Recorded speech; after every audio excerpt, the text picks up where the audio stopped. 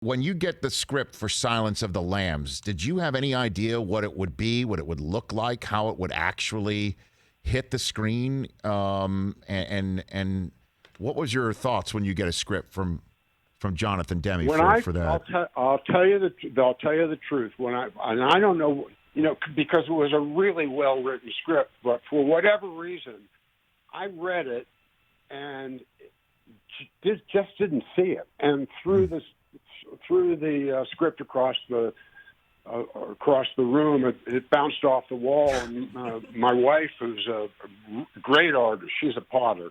She walked in and she said, "What's that?" And I said, "No, that's something that."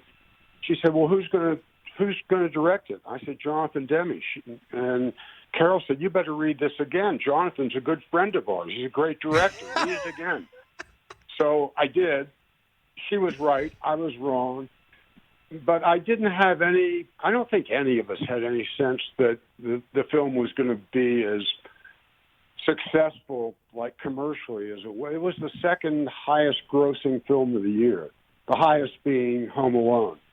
And I think that kind of in a good way, blindsided us all, because there's so much dialogue that usually a film like that does well where people speak English, but doesn't do well in when it travels overseas. Right. And it was like number one film in Japan, number one looking back on it, part of it is brilliant acting, not on my part, but on Jodie Foster's and Anthony Hopkins.